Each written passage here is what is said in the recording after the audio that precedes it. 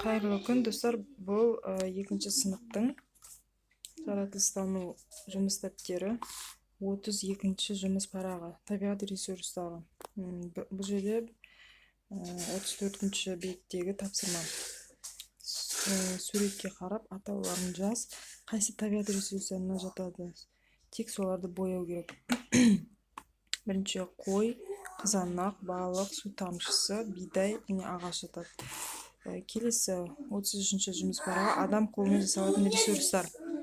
Адам қолымен бұл жерде бірінші ол жүннен жіп иіреміз, бірінші, екінші. Дайын күртеше, уже бұл жерде қойдың жүнін қырқады, мына жерде тігінші киімді пішеді, бесінші мата тоқиды. Неден жасалады суретке сәйкес жұптарды біріктіреміз.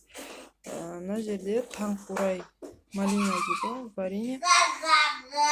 Варенье жасалады таңқурайдан, күнбағыстан май алынады және бидайдан нан алынады.